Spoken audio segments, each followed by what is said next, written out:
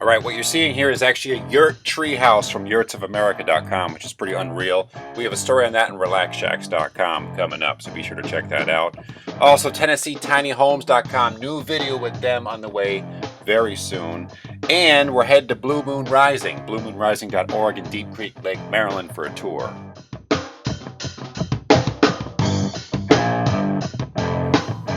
Hey, I'm Derek Diedrichson from RelaxShacks.com, author of Humble Home Simple Shacks, here with Chris Haynes, way up north in Massachusetts. Do you want to disclose the location or no? It's in Royalston. Royalston, all right. He just did. Too late. I disclosed it. So we're checking out his Tumbleweed Bodega, and to be honest, Chris has guest spoken at a couple workshops I've hosted and through Tumbleweed as well. I have never seen a bodega in person, so I'm pretty psyched, and this one is gorgeous. You're on a spread that's how big? 9 acres. 9 acres. And you completed this somewhat recently. In October. Got my occupancy permit in October. As the story goes. Now the cool thing about this is we make our way inside, so I can talk while the video keeps rolling towards me. No editing, easier that way. The cool thing about this is the house is fully legal, which in a lot of cases, some of the other tiny houses, they are not. Basically, how were you able to conform to codes, and what were some of the hurdles? Well, you need to have one room. It's 150 square feet in Massachusetts. So this plan only had 120, so I convinced him to make the living room and the kitchen all one big room, so it met the code. You didn't have to grease any palms? No, he was totally cool with it. Good building inspectors here in Royalston. Okay. Had a back door to it. So yeah, because the original plan, you were saying it has the one single front center door. The original plan only had one door, so I had a back door. But it only has to be 32 inches, so it can be a small door. Okay, all right. Now you got the dog door as well, so you actually have he can get in. 3 points of egress. Exactly. I'd like to see one of us try to get through there, but we won't do that. Now, we talked about you have the hardy plank siding here, and you were saying off camera that you really were pleased with how the stuff worked. Yep, it's held up really well. I got a piece sitting out in a bucket out next to my barn. It's been there for months, and it doesn't even look like it's weathered at all. Your test scrap, just to see how it... Yeah, okay. So let's hop inside. This is Chris's kitchen. No, he actually has a really nice kitchen, which is something that is neglected in some tiny houses. It's very spacious. As we track mud in your house. Alcohol stove. All right, yeah, just give us kind of the... So this is an alcohol stove. So look what they use on boats. You fill it up with denatured alcohol. It's got 2 burners.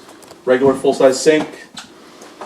Cabinets have something special. Yeah, talk about these, because if you see the cabinets from here, like, oh, these aren't very deep. What are you going to fit in there? A pint glass or so? But, which is smart, Chris actually recessed these into the wall cavity, the framing, the framing of the wall. And look at all that junk food. All that spam.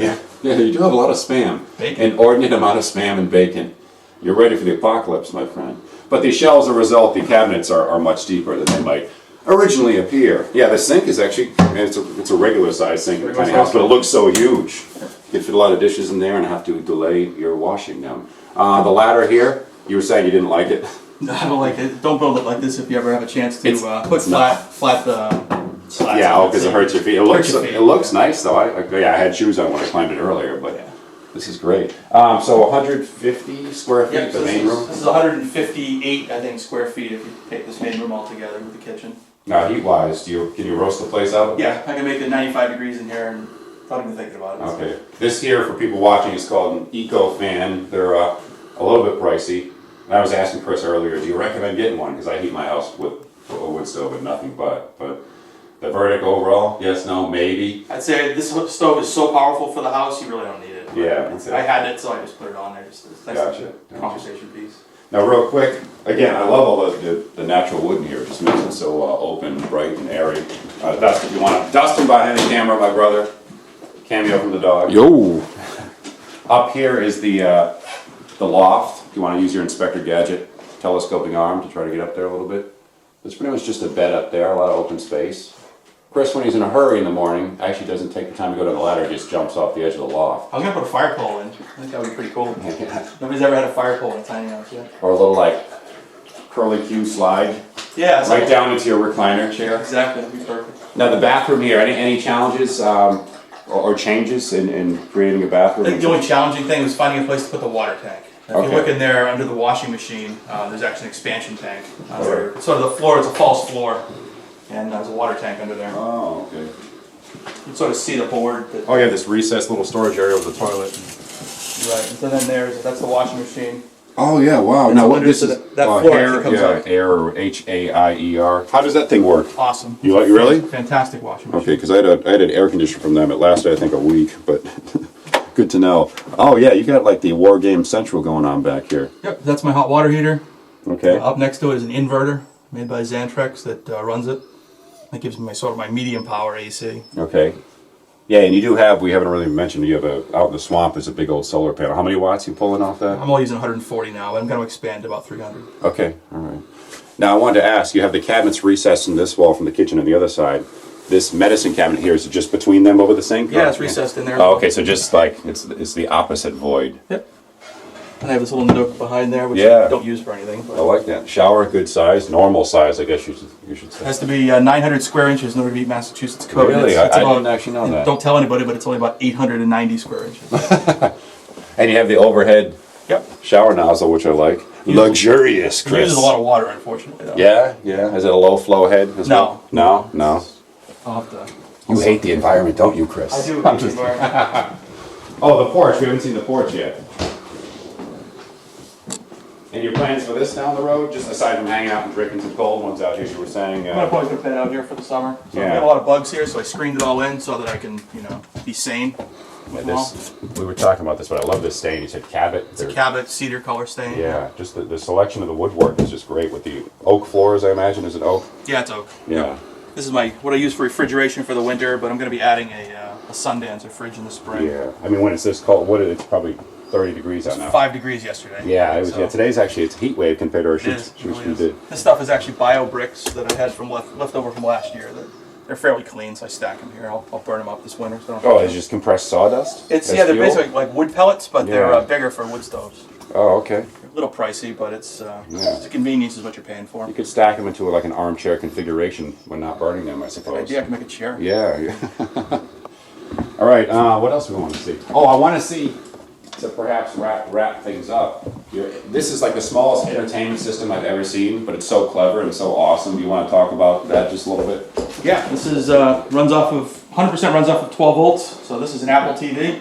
This is a Brookstone projector and a Bluetooth speaker system. It actually projects a picture onto the wall. It's about a 50-inch picture. All right. Wow, this is great. I can watch. I can stream off my iPad if I want to watch. I use a service called Aereo. Which Okay. gives me over-the-air TV because there's no over-the-air TV out here. Yeah, a lot of people. Oh, sorry. And if I want to do Netflix, I can do Netflix. Oh, all right. Yeah, a lot of people I see who have like flat screen TVs. Some of them you have to like restructure your wall to carry their Right. weight. And, I mean, this thing right here is like a 5-pound unit right And here. it only uses 18 watts. That's the big Oh, thing. okay. I mean, compared to a TV, you can't find a TV that uses 18 watts. I mean, if you do, it's only 7 inches big. One of those like 1980s wristwatch TVs. Yeah, exactly. How much does something like this cost? These I two? think the projector is only $300, Okay. and the Apple TV is like $90, and the speakers, $60. It's not that expensive.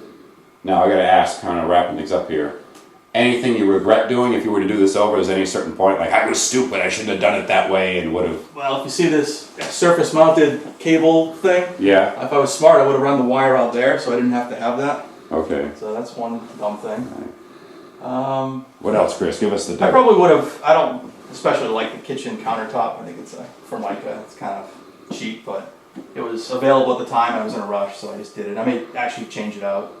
Didn't even notice. This is always smart. I mean, this isn't that profound, but just Yeah, it's actually from Target. the Russian nesting doll type. Yeah. You know, just to get them out of the way when you're not using them. That'd actually make a nice project if you looking for do something. Yeah, one that folds out like Yep. in 20 different increments. Yep. It becomes a staircase to your loft. That's That's next on RelaxShacks.com. Hey, Chris, thank you so much Thank for you the very tour. much. Appreciate it very much. So, Chris also has a Tumbleweed XS that he built, and we're going to tour that in another video. So be sure to subscribe, watch, and do whatever you got to do. Thanks for joining us. I'm Derek Dietrichson, again, for RelaxShacks.com and Tiny Yellow House. See ya!